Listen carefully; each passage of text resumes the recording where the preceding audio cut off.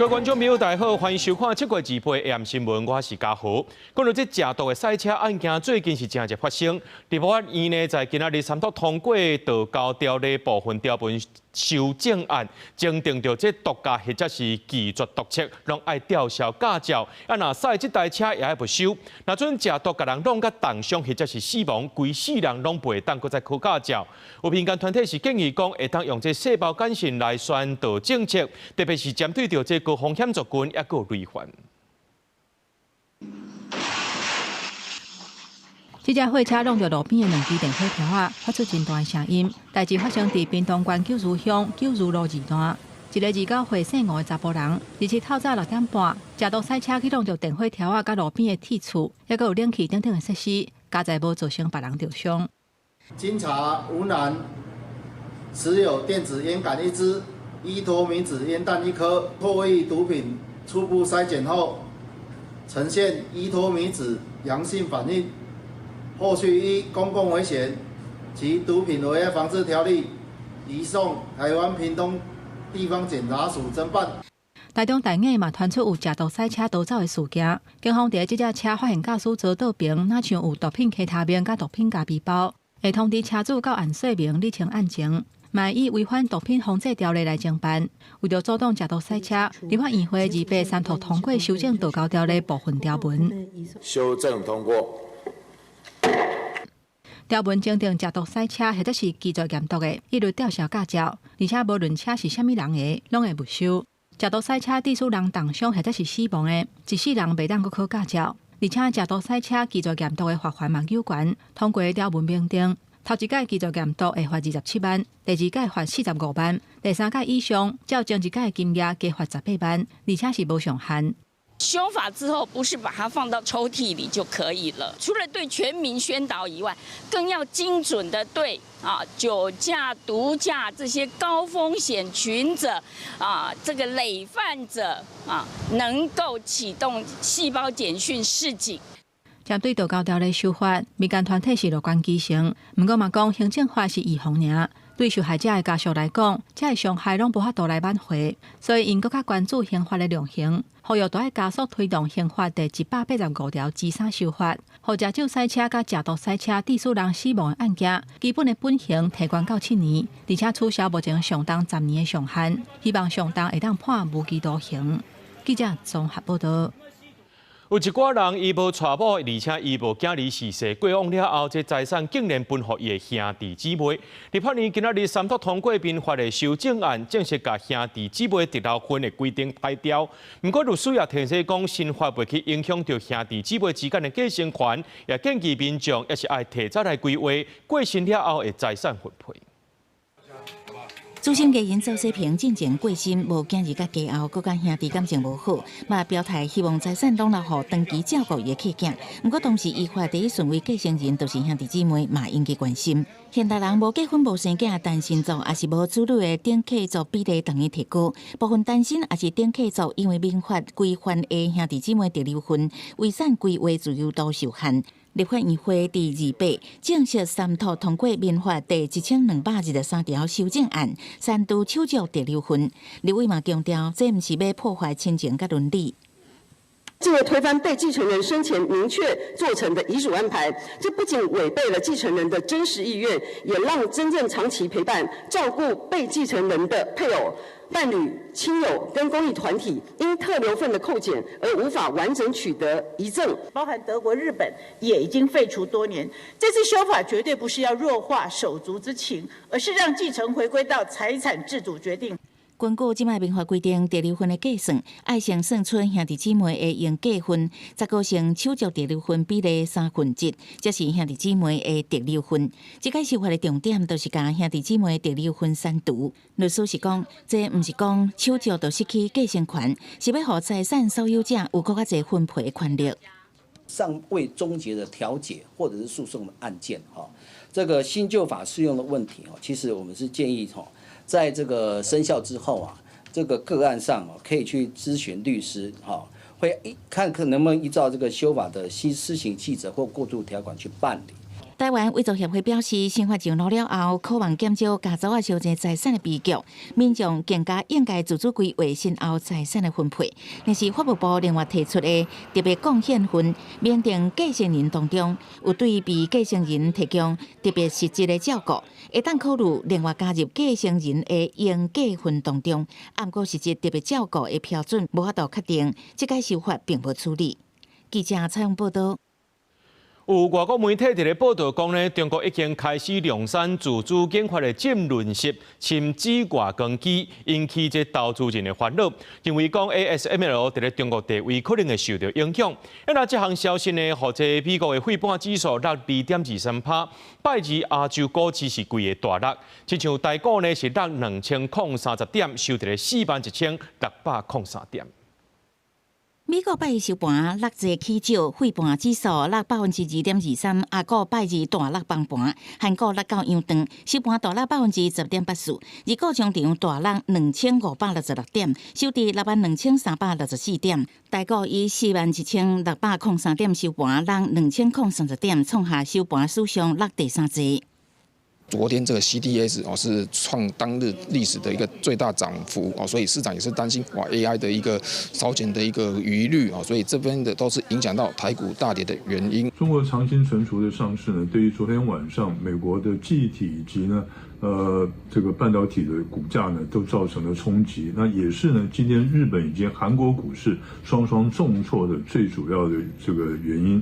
拜二类股表现，宽达股台积电是收2300块，收伫2280块，落70块。记忆体甲被动元件拢是台盘的类股，记忆体的华邦电、南亚科、旺宏，被动元件的各股收盘落停。专家认为，这甲消息面有关。即阵嘛传出中国已经开始量产家己研发的浸润式深紫外光 DUV 曝光机，强劲挑战荷兰半导体设备大厂艾斯摩尔伫中国市场的地位。他们并不是在只是冲量而已，也会开始往值的方面来进行发展。所以说，对于 ASML 来讲，是一个相当大的一个警讯。专家分析，这礼拜台股恐惊持续起落，因为昨来还有美国联准会特别公布利率决策，30还有附带子结算，拜二股会相杀。新台币兑换美金的汇率以32.33开出，32.384收盘，报7.9仙。不过国发会公布6月份景气对策信号连7红。专家认为，台股虽然最近有较落，不过经济基本面也是有正水的表现。以基本面来看的话，目前 AI 产业的订单跟出口仍然是强劲畅旺。分析师表示，因为台股基本面好，投资面有小较乱，天后用资铺业清洗线，台股的盘面才会比较较稳定。记者采访报道。讲到这个巴布亚纽几内亚无张无甜，甲咱伫遐的办事处换关着关，外交部也要进行反制咯。也证实讲，台湾无要甲因买液化天然气，也拍算调整规年的采购量。台湾今年第一季甲因买50万吨，一年差不多是买120万吨。若准唔甲因买，确实会影响到因的经济。不过有学者是认为讲呢，咱就要去思考到能源供应的问题，也阁爱找找替代来源。大洋洲的岛国巴布亚纽几内亚，已经宣布甲咱国驻当地的办事处关起来。外交部28证实已经正式停止伫恒汇市场进口巴纽的液态天然气，收落来会对台湾整体的能源需求和供应配置的情形做帮销。建议敢要进一步调整采购量。目前看资料，台湾对巴纽恒汇市场的采购第一季就到50万吨，透过贸易商签的国际采购契约，年度采购数量是120万吨。现货市场50万吨市场数量是相当大，我们现在是暂时暂停采购现货市场的巴纽天然气，所以相对的，我们想这个对它的经济收入事实上一个相当大的影响。外交部嘛开始反制，根据资料，台湾是巴纽前5大出口国，液化天然气阁是贸易大宗品项。咱国采购巴纽要1/3的天然气，外界推算合约的总价都超过100亿台票。不过相对来讲，台湾产业的发展正兴，能源需求嘛有关。2025年中油天然气进口量是2310万吨，上大宗的是卡达的34%，过来是澳洲的33%。巴纽的部分是182万吨，有8%，而且提前要斟酌评估对应的影响。既然巴纽现在这几年大概都是占我们讲7到10%的这种供应量，也算是一个显著的量。那我们剩下来的问题是说，我们如果要用这种方式来反制8扭一些外交上的作为，我们能不能够找到稳定的替代方案？或者就是讲，若是敢若停止买现货市场，天然气进口欠的差不多是1%到2%。不过长远来看，台湾产业的发展正兴，天然气的使用量是增加的趋势，影响有可能会愈大。目前我们可以确认的就是说，我们国内的天然气的供应目前是没有问题的。针对议题，经济部嘛回应讲，会当在能源安全含供气稳定的前提之下，配合外交部政策来办理。另外，因应中东战争，包括天然气进口的占比按算要调低。另外，目前国内油气安全准量，拢有超过中东冲突进程的安全水准。记者综合报道。继续来关心2015年北新乐园发生彩色烟雾导火爆炸的事件，造成15人死亡，400多人受伤。消基会协助受害者和家属提起诉讼。专案今仔日2审宣判，涉案的原石创意负责人卢宗吉、原石也有瑞普这2间公司呢，就要赔偿6亿8200多万。本地1审判免赔北新公司和负责人陈慧颖是该判赔偿2亿1400多万。专案也会当上诉。迄当时呢，原石瑞普呢，这2间公司甲北新乐园租场地举办活动，伫现场转彩色烟的时阵，所撞到烧气随来导火爆炸，造成严重的死伤。高等法院认为讲，北新所提供的是这场地和事故有因果的关系，则该判北新公司爱负担这赔偿责任。消基会第一批有98名受害者提起诉讼，2审判决这原石创意、原石和瑞普这2间公司，也有北新公司和负责人陈慧颖合计赔偿8亿9000多万。也那第2批的团体诉讼有300多位的受害者求偿72亿9000多万。专案还佫伫咧树林地方法院审理。台中呢，协兴铁幕场去年逼出非洲 DJ， 这负责人姓陈的饼仔，市底的喷无煮过 CD 的数量减少通报，而且交予非法的业者去清温，甚至把这破病猪摕去市面上顶头卖。也那涉嫌着伪造文书、诈欺等罪嫌，今年2月被起诉。也那台中地方法院今日1审判决，甲因判1年6个月含3年，专案也过当上诉。恰兴牧场自从爆发非洲猪瘟以来，到今天陈姓猪农父子被1审判刑，整个畜牧场还是用铁皮围住。台湾在去年10月爆发非洲猪瘟了后，台中5车协兴铁幕场姓陈的负责人伯仔囝，轰查出团不实的猪喷的相片，喷的再利用不实的营运记录等等，因国暗砍疫情、减保死猪仔，甚至把着病的猪仔送去拍卖市场，引发全台湾禁瘟禁宰15天，造成产业的损失有到21亿这么多。被告身为专业养猪业者，却长达2年多的时间以旧造新传、作假的手法规避环保机关的稽查，在养猪场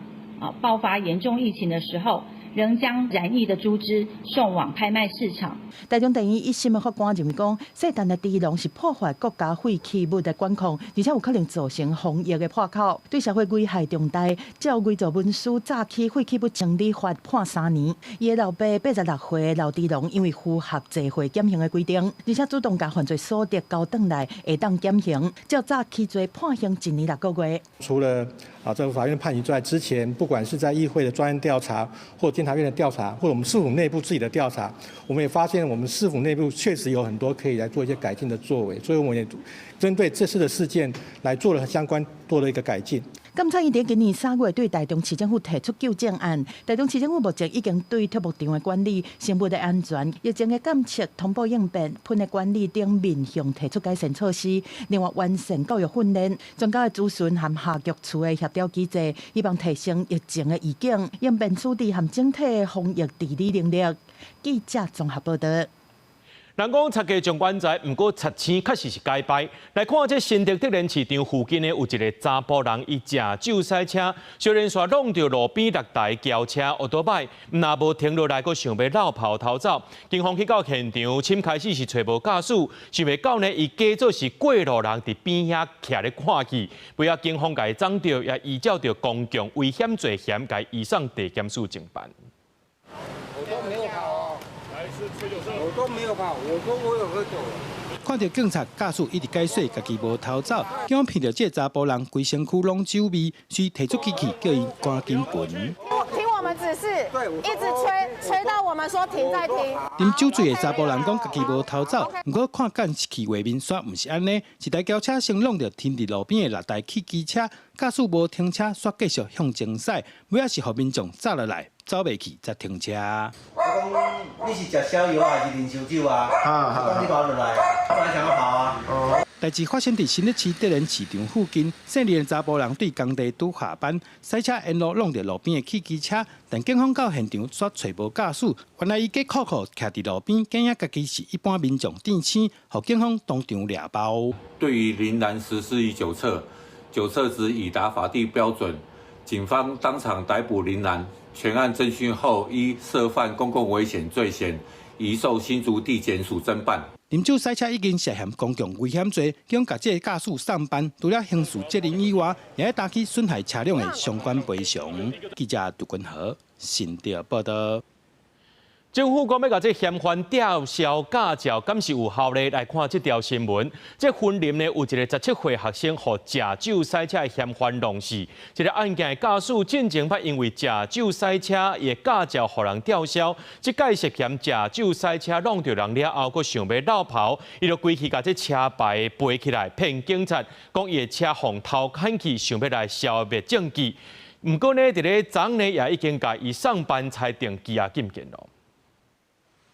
43岁姓陈的查甫人，日前移送地检署的时阵，拢恬恬无讲话，因为伊26暗时9点半左右，无驾照赛车经过虎尾镇文科路甲山野大道的时阵，为后壁弄到一个17岁高职生，了后佮继续驶200公尺，才甲车停落来，甚至甲这个受伤的高职生刷去路边，再佮绑车牌仔，事故逃窜，佮甲车牌藏起来，甲警方报案，讲车去互偷摕去。经过警方调电检，才甲这个查甫人逮捕到案。就很恶劣的把他搬下来，把他丢在路旁，然后他就逃逸了。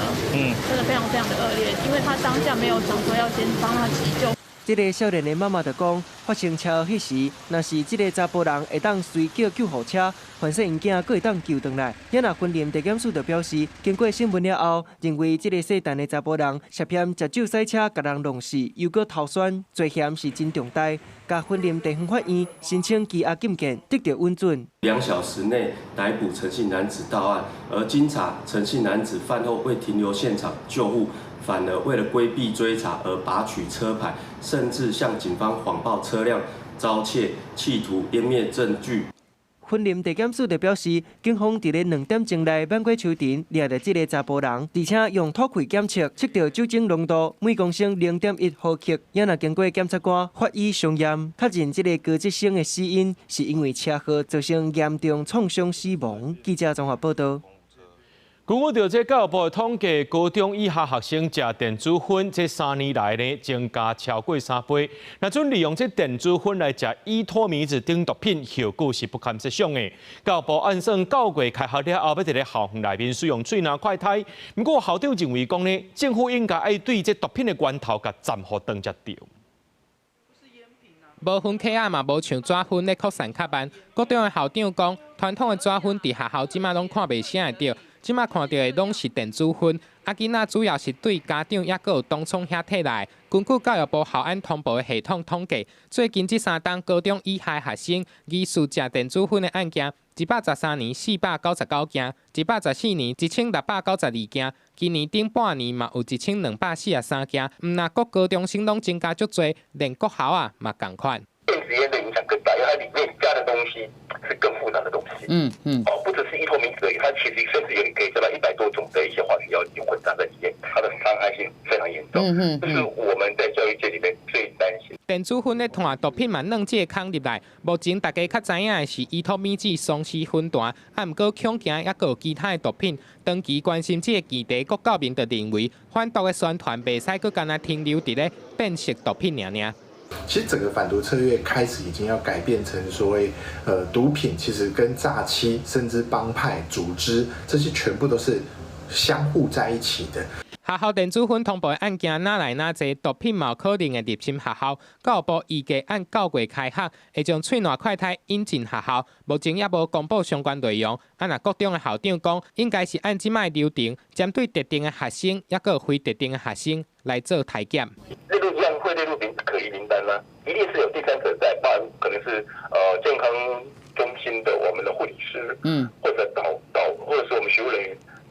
以及导师，而且你必要说还要全程录影，是不需要做退检的。如果说假设那个学程到了一个严重度达到一定的状况，那我觉得也许是有必要的。校长讲，即马有新进的创新学务能力来到3工，执行嘛早就有经验，袂讲介难。毋过嘛坦白，若真正要甲代志解决，就要甲源头斩好断，互学生袂遮尔简单就摕到遮个物件。无这源头若无断，到现场真正是足辛苦，会当做的嘛有限。记者综合报道。中华县政府拜二伫咧丰原举办这中华生命园区的动土典礼，不过伫咧外口呢，所有反对火葬场的民众伫遐抗议，因讲县政府建的地点开说明会过程拢有问题，已经向法院提出行政诉讼，也讲这县政府无应该伫咧诉讼结果也未出来进前就赶要动工。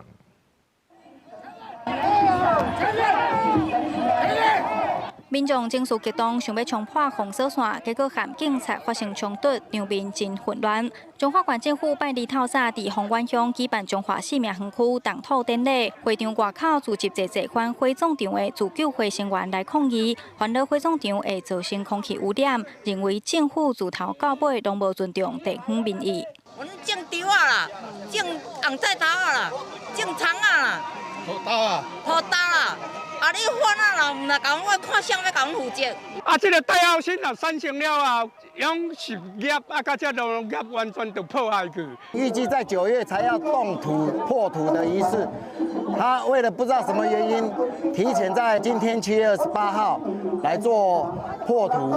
而且从头到尾1、2年都没有跟地方做过任何沟通。反火葬场自救会表示，县府为选地点、开说明会过程拢有欠点，因已经向台中法院提起行政诉讼，认为县府无应该伫诉讼也未有结果进前就赶咧动工。县长表示，中华是全台湾唯一无火葬场的县市，经过多方面的评估，才决定这个地点。感谢地方民众的包容。设施的部分本来就是一定要做，那因为我们这个是确实经过非常科学的一个这个判别。那如果彰化一定要做，那就是这里的这个交通啊，这里的一个各方面是最适合。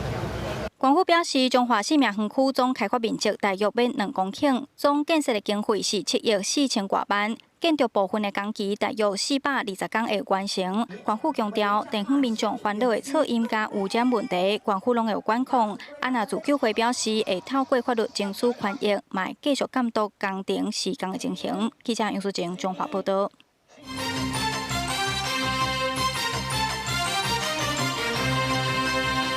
讲到这个中年游子的案件调查日期已经出来了，是业者内部管控出问题。中建院院长陈建仁也表示，这就代表是案发也是有修正的空间，就要加强源头的管控，也要强化稽查制度。违法的业者就要罚获较重的。要学者建议，这是药事呢，就要监督厂商发起全面自主检视，政府才去甲因做抽验。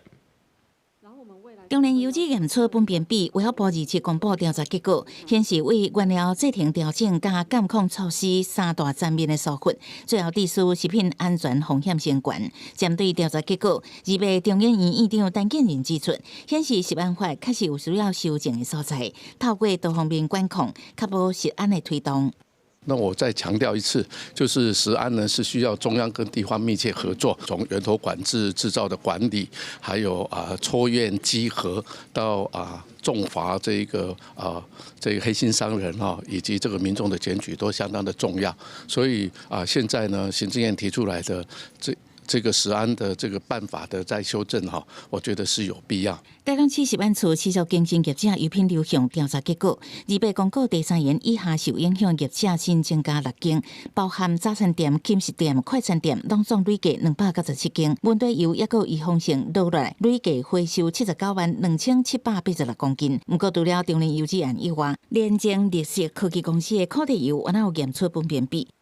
针对这7批呢，跟新北市的卫生局呢，也提醒卫生局能监督依法下架、回收、销毁，那落实整个卫生局所谓也命这个普查油的业者呢，暂时停止贩售。目前联检确定有验出粪便比的原因，还佫咧追查。不过联检公司嘛回应，确定无法加设配处本来就伫个自主通报的范围内，并不是新增加。生产完成了后，嘛全部自主封存管理，无出货贩售，也是流入消费市场。最新进度，我会即时说明，全力保障消费者的权益。记者采访报道。针对着这少检法危机，立法院会顶礼拜有三读通过台湾绩效成长和未来考试条例。不过，行政院也要推出0到18岁成长津贴的政策，相关费用已经列入去明年度的总预算咯。针对着这立法院的版本，有风声讲可能行政院无被复述，或者是复述了后无被执行来处理。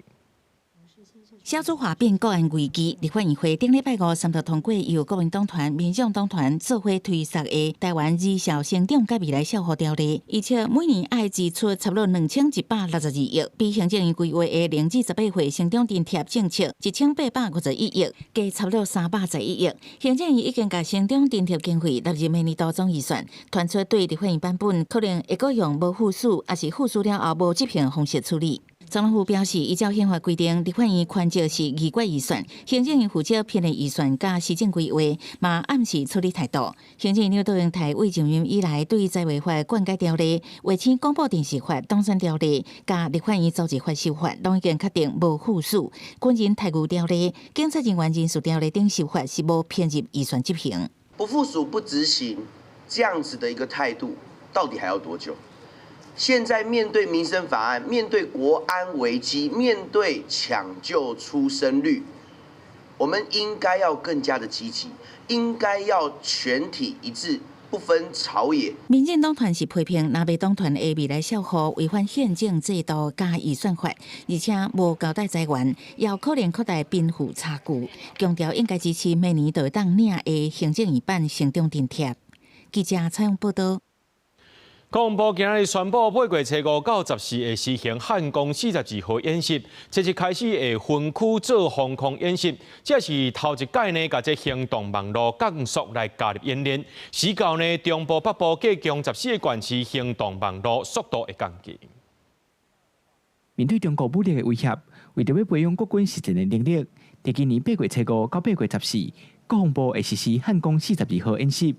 国防部指出，这届10天9暝实兵演习，用无剧本，会以实战化的方向来进行，佮调集2万名的后备军人参加14天的教调，要磨练部队应变的能力。演习地区内之各级政府机关、部队、学校、团体、公司、产站及民众，均应配合管制及予以演练。若未依民防法第21条防空演习实施办法第12条规定，配合防空演习命令之管制及演练者，各地方政府得引用民防法第25条，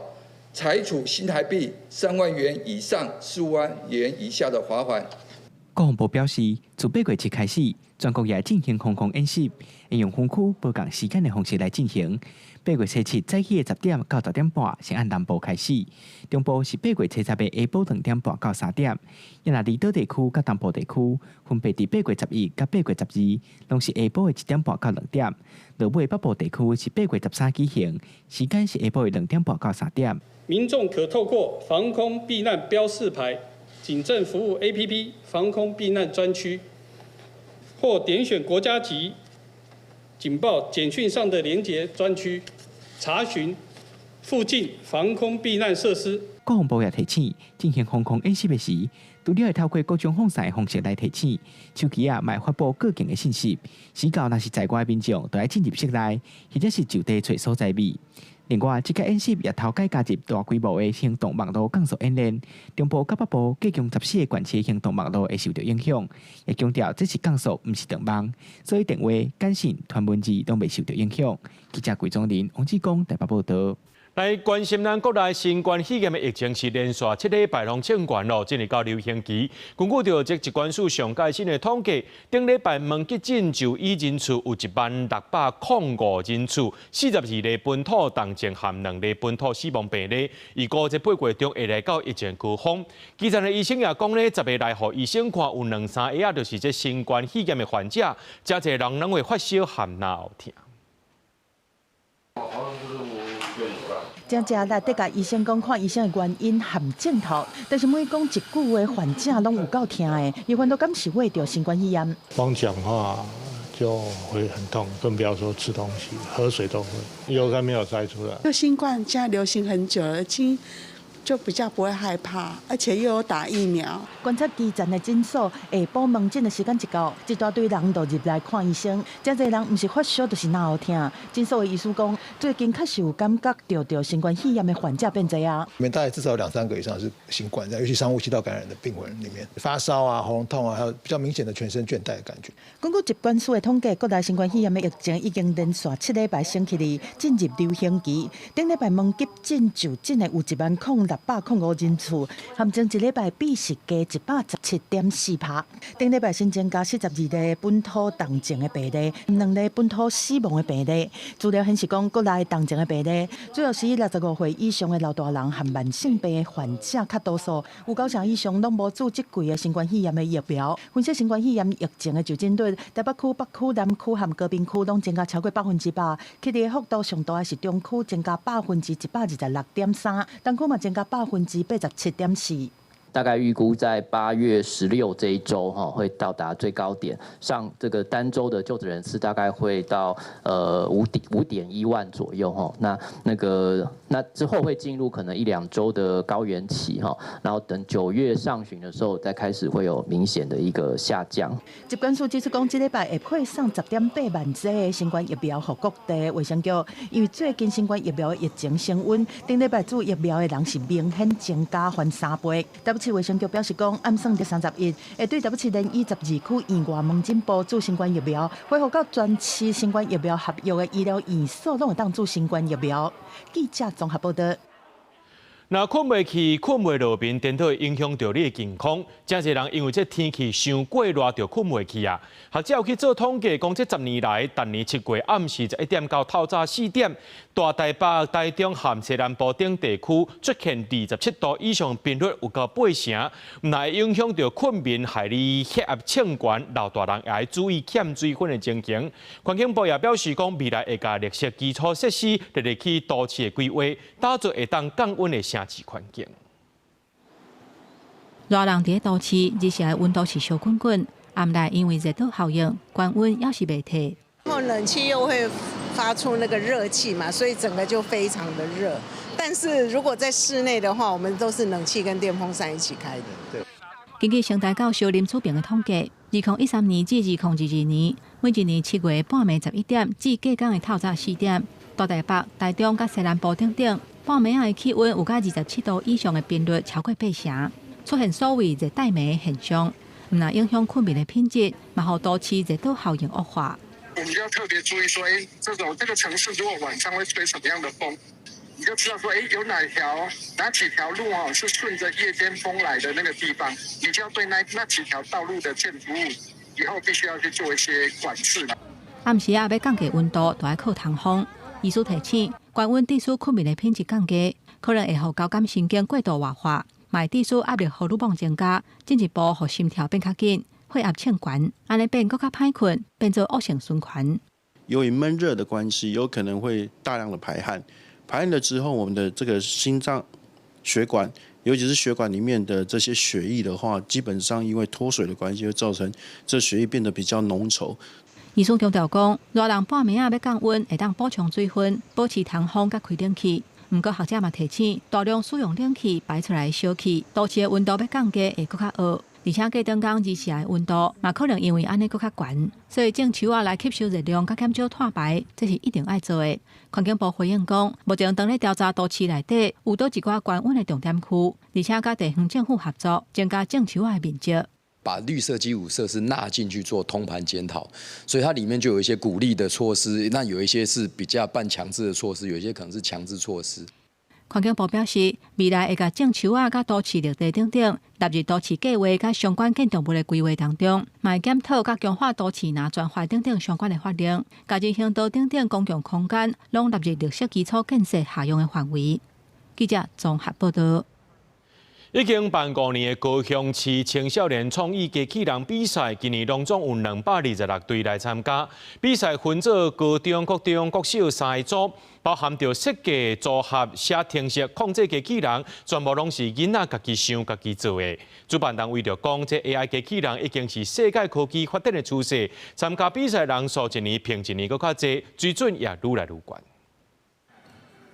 机器人连伊进前、连伊退后，角度调整好势了后，就甲比赛任务规定的差角啊，按照色水入去对镜的所在放。高雄市青少年创意机器人比赛因为风台延期，分做2、5、2、82天来办。主办单位表示，发展 AI 机器人已经是世界趋势。除了世界赛项目以外，今年比赛嘛头改增加机器鱼的比赛，才考验囡仔看冷气的能力。参赛队伍嘛比去年增加60多队，到时会对226队内底选出5队参加全国赛，期待有机会代表台湾参加世界赛。分国小、国中、高中3个年龄层，啊，每一个年龄层呢，各有分做3个种类啦吼。啊，常说是咱若比赛了，就成绩较好的，代表咱高雄市参加全国的比赛。孩子们的专注力，还有他们对问题解决、开发、创意思考能力是有明显聚集增加的。机器人比赛考验的唔那是动手做尔，还有解决问题的能力。今年得到高中组冠军的学生讲，因拢是对幼儿园国小开始学，3年前嘛捌去参加世界赛，摕到第6名。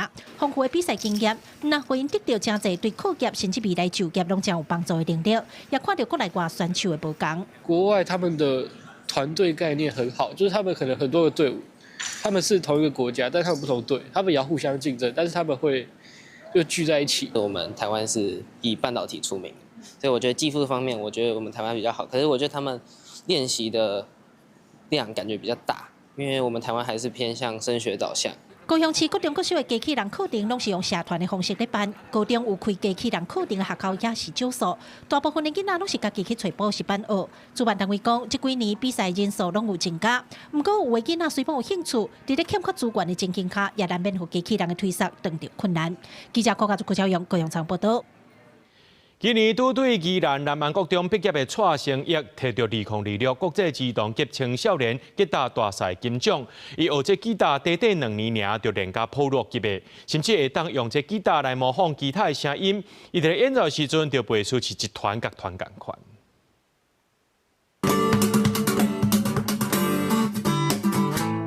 用手机甲弹吉他情形录起来，还佫会当用吉他模仿弄鼓等等的声。宜兰南安国中应届毕业生蔡成义靠这段影片，最近摕到2026国际儿童青少年吉他比赛金奖，咱国2个得点，伊是其中一个。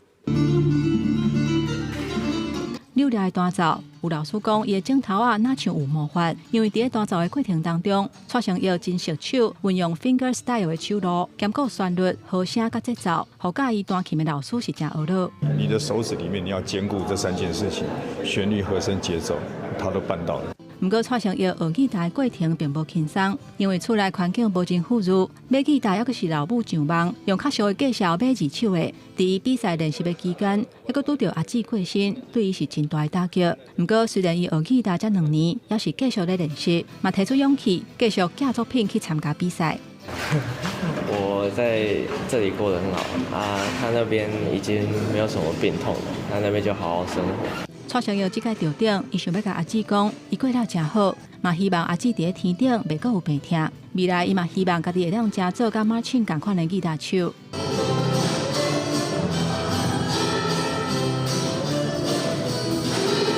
2026国际儿童青少年吉他比赛，今年已经进入第3届。由国际儿童文化艺术发展协会主办，今年有为马来西亚、台湾、港澳甲中国拢总1247个人来参与。参赛者多，要得奖并无简单。南安国中指出，希望未来国内或者是宜兰会当办更较侪学生吉他的比赛，好亲像蔡成义这款有才华的囡仔会当发挥因的才能。记者综合报道。为了要推动这儿童歌戏团结中心连续3年举办请囡仔来看戏的活动，7月底开始演出，会伫咧7个县市由7个剧团来表演无同款的戏出。头一场是伫咧南投由新协兴歌剧团来拍头阵。家己不如家己走。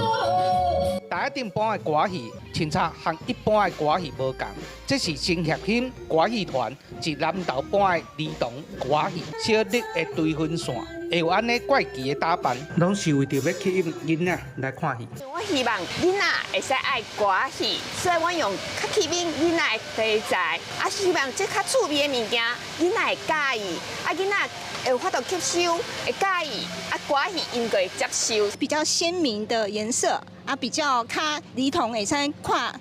有别的故事，互因为儿童的角度去切入。因为啊，传统戏曲的观众有断层，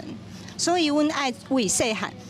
若是无观众，传统戏曲的灭亡就无人看，所以阮爱为细汉开始培养。舞台戏结合歌戏和布袋戏的创新的表演，互囡仔看较神奇咯。演员嘛，通囡仔互动，一部第一人啊落台需要颁奖的时阵，囡仔拢真热情，要来斗相共。有家长讲，虽然普通时囡仔拢无咧讲台语，啊，毋过对表演当中，希望互囡仔加学台语。就是他们有唱歌啦，所以有音乐，小朋友很喜欢听音乐，会融入在里面。所以用这样子来学台语，这样子。对啊，就比较融入啊，会比较活泼生动这样子。我非常喜欢看戏。哎，为细汉学起啊，互因哪听咧，安尼较有兴趣啊咧。为着推动儿童的歌戏，团结中心连续3档，希望请囡仔来看戏的活动。7月底开始，总共会一专台7个县市表演。第一出戏是南投拍头阵，嘛成功吸引囡仔的兴趣，感受到歌戏趣味迷人的所在。记者杨秀兰的报道。休热期间，国家人权博物馆儿童人权学习基地8月要真侪活动，要带囡仔来认捌到儿童权利公约，和囡仔人做伙来探讨戒严时期禁制议题，也希望带这囡仔来熟悉英国台湾人争取人权，也个争取民主自由的故事。即马当地休热，真侪亲子家庭拢会安排到馆学习。今年因为历史补课带动真侪人关注人权议题，国家人权博物馆原来趁暑假，要伫景北人权园区推出活动，包括台语公讲书，也会带囡仔认捌儿童权利公约做手工绘本，嘛会有人权绘本沙龙来探讨戒严时期禁制的议题，希望鼓励囡仔表达想法，落实儿童人权。对小朋友来说，的确是一个比较遥远的历史故事，所以我们希望能够透过绘本或是比较简易的方式，就是比如说，这本书不能看，或者为什么有些话不能讲，就是如果当他们自己遇到这些事情的时候，他们是不是也能够体会到？所以我们是希望能够借由这些绘本，然后让他们连接到现在的生活。国家人权馆即个邀请到黄旭钦甲德乐迪这2位绘本作家来主持8月16日台语讲故事的活动，要透过日本时代台湾人物的台语绘本，亲像异乡的三少爷林献堂、节目的天才黄土水，甲2匹喙手医生赖和，带囡仔来熟悉过去台湾人争取人权和民主自由的故事。林献堂甲赖和因，就是希望迄个时代伫咧日本统治的殖民政府统治的时阵，会当有咱家己的台湾人民的权利嘛吼。啊，透过迄个故事，熟悉这个人，啊，熟悉迄个时代的历史，互大家知影讲，其实伫咧100年前的台湾，其实已经有足够的人。国家人权馆表示，有愈来愈侪亲子家庭伫反映讲，希望会当增加台语的活动，所以未来伊嘛打算要出版台语的人权绘本。所来9月至11月，会邀请愈侪台语绘本创作者来讲故事，互囡仔伫台语环境接触人权议题。记者卢尚如、郑俊佑新北报道。2026台湾台北羽毛球公开赛，今日到8月初2，伫咧台北小巨蛋举行。22个国家468位羽毛球选手要来到这拼一个关卡，当然是希望讲会当把这个奖杯留伫咱台湾。那今日是呢，头起先来进行的就是这户外赛。2025呢，来因罗尼世大运男子单打金牌丁彦辰拍赢德国选手，这户外赛的第1轮摕到胜利。目睭队选手对拍一直赛，台北市大龙国小羽球队暑假即天下晡无练球，甲老师教练做伙来台北小巨蛋看台北羽球公开赛。他们很强。无清楚场上选手的背景，这个囡仔讲真厉害，本身嘛有拍羽球的高中生4员的同学嘛来学习。他们技术都蛮好，我都会看他们，然后怎么学。唔免车来车去甲机票，这么近就会当参加国际比赛。北羽逐年拢有袂少台湾少年新人参加。2025年来因鲁尔世大运男单金牌丁彦辰，伫2024年了后第2届参加比赛，寻求头一届晋级回来赛资格。会外赛第1轮对德国的基克利兹21比8摕到第1局。丁彦辰伫第2局以较好的稳定性保持领先，21比14第6局收到胜利。丁彦辰讲世大运金牌了后，甲家己讲为零开始，毋过颠倒放伤零，煞找无方向。可能我自己就是告诉自己，就是还是要就是要放下嘛，但是可能做出来的东西可能就是没有，旁人看起来就是没有，就可能有找回去年的状况吧，这一场了，但不知道还可不可以继续维持这样。所属的土人球团教练协助丁彦辰调整心态，慢慢找到信心。会外赛第1场有找到一寡感觉，希望莫受到外界影响，拍一场算一场，继续提升家己的经验甲技术。记者采访报道。来看西班牙的巴塞隆纳这地铁磅坑呢，而且发生火灾，这有可能是这磅坑内面规个桥坍落落来去挖到电车线，才会导火烧的。这场事故甲120名旅客所开，也因为这磅坑内面拢是乌烟，有136个人去砸到，39人送病院治疗。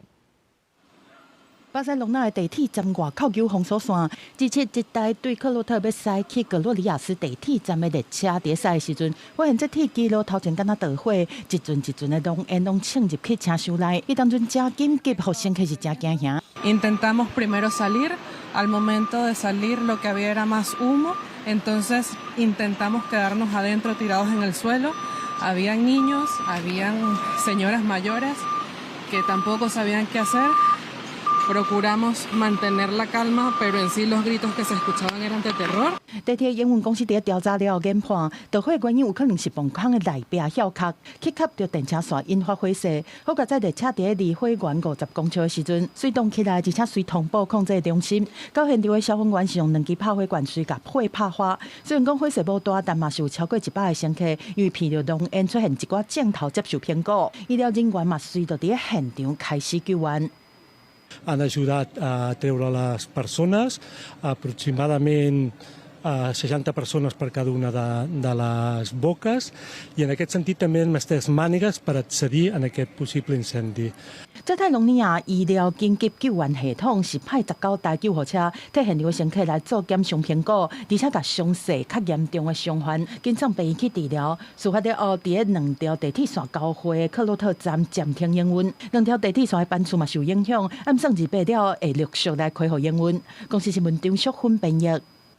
甲美国和加拿大相接做伙校外国际大桥，美东时间27正式通车。这座桥呢是北美这几年以来上界大的基础设施，协助两国达成估了10亿美金的贸易往来。所以因为这加拿大和美国呢，因为这关税问题伫当咧湾通车典礼也因为关税政治因素来取消。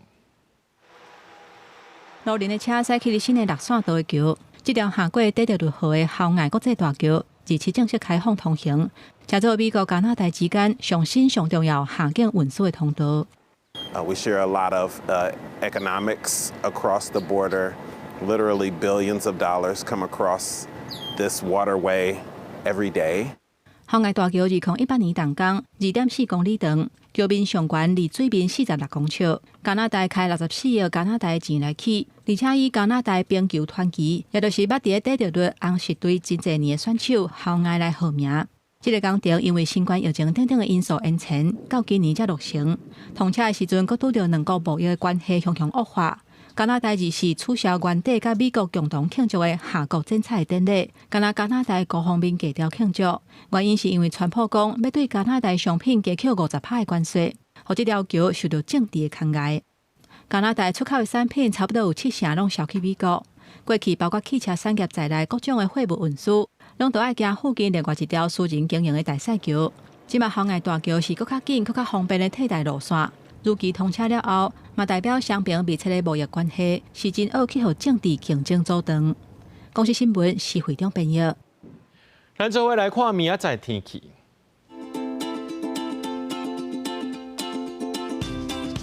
吉人台北汤圆新竹对26度到36度。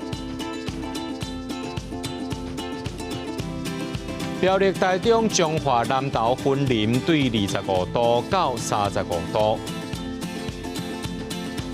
嘉义台南高雄屏东对25度到35度。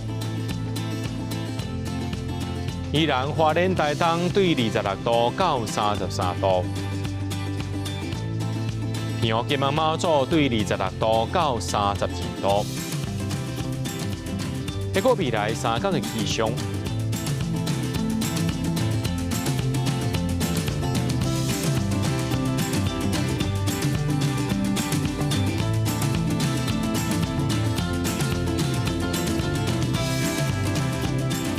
新闻最后，感谢各位观众朋友收看今日新闻，我是嘉豪，明仔暗时7点咱再相会。